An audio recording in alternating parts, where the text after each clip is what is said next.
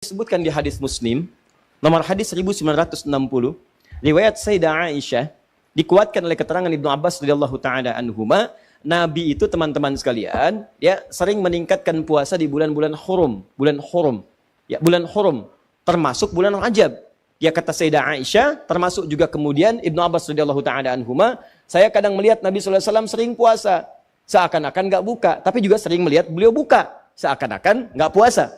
Ya, maksudnya apa? Maksudnya, kalau Anda ingin kemudian meningkatkan puasa di bulan-bulan hurum, seperti bulan Al-Muharram, bulan Dzulqa'dah, bulan Dzulhijjah, bulan Rajab, itu silahkan, boleh-boleh saja.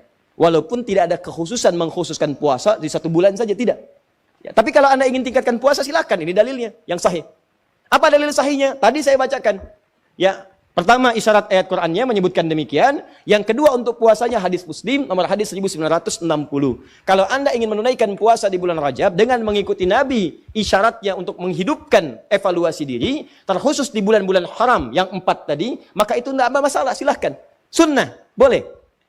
Kalau ada yang tanya, boleh nggak saya puasa bulan Rajab? Silahkan. Anda mau Senin puasa? Silahkan. Kamis puasa? Silahkan. Tidak ada batas, seperti hari-hari biasa.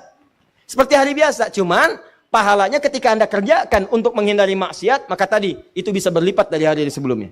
Jelas sampai sini? Jadi kalau Anda ingin puasa bulan Rajab, misalnya saya pengen puasa Senin, boleh. Pengen puasa Kamis, boleh. Pengen puasa Senin Kamis, silahkan. Pengen Ayyamul Bid, silahkan. Pengen puasa Daud, silahkan. Atau pengen misalnya puasa beruntut, Senin puasa, Selasa puasa, Rabu puasa, Kamis tidak, boleh. Apa dalilnya? Tadi. Karena puasa di bulan-bulan hurum dianjurkan oleh Nabi SAW. Bulan hurum ada 4, 1 Dzulqa'dah, 2 Dzulhijjah, 3 Al-Muharram, 4 Rajab. Paham? Tapi kalau ada kemudian yang menyampaikan kepada Anda, kalau Anda puasa di bulan Rajab akan mendapatkan pahala sekian. Puasa di bulan Rajab mendapatkan surga, nanti di surganya ada sungai namanya, Sungai Rajab, ya kan? Puasa sehari di bulan Rajab, maka Anda akan diampuni semua dosa, dibebaskan dari neraka. Kalau sudah bebas dari neraka, ngapain puasa Ramadan? Jelas? Jadi keutamaan puasa di bulan Rajab itu sebetulnya keutamaan umum yang disebutkan dalam dalil-dalil masuk dalam kategori puasa dan ibadah di bulan-bulan hurum. Seperti keutamaan di 3 bulan yang lainnya. Tidak ada amalan-amalan khusus misalnya yang hadis-hadisnya menunjuk keistimewaannya. Tapi kalau Anda kerjakan, silahkan saja kerjakan dengan niat mengerjakan amalan-amalan rutinitas seperti yang lainnya. Dan pahala Allah berikan kepada Anda. Contoh, Anda pengen sholat malam, silahkan sholat malam. Mau di bulan Rajab, bulan Sya'ban, bulan lainnya silahkan. Ya, sholat pertengahan malam silahkan, tahajud silahkan, ba'diyah maghrib silahkan, ba'diyah isya silahkan. Tapi kadang-kadang teman-teman sekalian, jangan sampai kemudian termotivasi oleh dalil-dalil sebetulnya yang tidak ada susunannya atau informasinya dari Nabi SAW. Contoh, pernah mendengar kalimat ini? Siapa yang menunaikan sholat di malam Jumat di bulan Rajab, di antara isya kemudian sampai dengan ke fajarnya, dia bacakan kemudian rakaat pertamanya setelah Al-Fatihah, kemudian dibacakan surat A, surat B sampai dengan ke Al-Ikhlas sampai yang lainnya, maka akan diampuni semua dosa-dosanya, dibebaskan dari neraka. Pernah dengar kalimat itu? Ini hadisnya hadis palsu. Ya, hadisnya hadis palsu. Bahkan di kitab hadis palsu pun tidak ditemukan. Ya, saking palsunya hadis ini, di kitab hadis palsu pun tidak ditemukan. Pernah dengar hadis ini? Inna fil jannati baban yuqalu Rajab. Di surga itu ada satu pintu, satu sungai. Nama sungainya Sungai Rajab. Siapa yang bisa puasa sehari di bulan Rajab, maka dia akan mendapatkan kenikmatan surga di situ dengan air minum dari Sungai Rajab. Pernah dengar?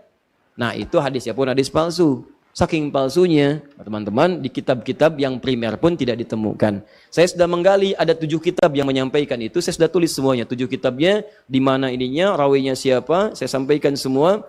Ini ada At-Tashi Ashar al-Masyihah Baghdadiyah, pengarangnya Abu Tahir As-Salafi, Fadailu Syahr Rajab Al-Hasan ibn Muhammad Al-Khilal, Fadl Rajab Abul Qasim ibn Asakir, Al-Amali Al-Khamisiyah karangan Yahya bin Al-Husain Al-Syajari, Al-Jurjani, Syu'abul Iman karangan Al-Baihaqi, At-Tadwin fi Akhbari Qazwain karangan Abdul Karim Ar-Rafi'i, Fadailul Awqat karangan Al-Baihaqi. Semuanya dicantumkan untuk menginformasikan pada kita hadisnya maudhu, palsu, paling minimal dhaif. Jadi dituliskan itu untuk kasih informasi, ini hadisnya dhaif ya. Ya, hadisnya palsu, jangan dipakai sebagai rujukan, bukan dituliskan untuk menginformasikan pada kita itu amalan, jelas. Tapi kalau Anda misalnya pengen bangun malam, silahkan. Cuma jangan merujuk kepada informasi tadi. Jadi kita bersikap adil di tengah-tengah. Awas hati-hati. hadis ini ditampilkan bukan untuk mencela orang. Jangan sampai Anda melihat ada orang misalnya puasa di bulan Rajab, Anda katakan, oh ya hadis palsu. Bukan. Karena dia bisa menggunakan yang sahih. Jelas? Anda sendiri nggak puasa, malah mencela orang.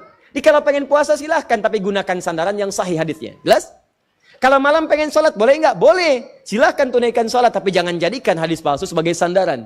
Paham? Ustadz, kenapa hadis-hadis itu muncul? Pada asalnya niatnya baik, cuma dilakukan dengan cara yang salah. Apa niat baik itu? Ada sebagian orang melihat keutamaan banyak di bulan Rajab, tapi orang banyak meninggalkannya. Akhirnya dibuatlah anjuran untuk mengerjakan itu semua. Cuma dituliskan dengan cara yang salah. Begitu disampaikan dengan cara yang salah, jadilah kemudian acuannya keliru. Itulah asal munculnya orang banyak mengerjakan amalan, mengacu pada dasar-dasar yang kurang sempurna. Paham sampai sini? Jadi kalau saya tanya, boleh nggak puasa di bulan Rajab? Boleh. Boleh nggak sholat malam di bulan Rajab? Boleh nggak sedekah di bulan Rajab? Boleh nggak mengkhususkan saya puasa sehari di bulan Rajab dapat surga? Boleh? Itu yang dalilnya bermasalah. Paham sampai sini? Jadi itulah asal muasalnya, runtutan ayatnya sudah ada jelas, hadisnya sudah ada, yang palsu sudah ada, yang sahih juga ada, yang sahih dijadikan acuan, yang kemudian dhaif atau palsu kita tinggalkan. Sepakat sampai sini? Maka kalau sudah sepakat, yang tidak sepakat kita tinggalkan dan tidak ada pertanyaan lagi sampai harus diulang ke tahun depan. Jelas ya?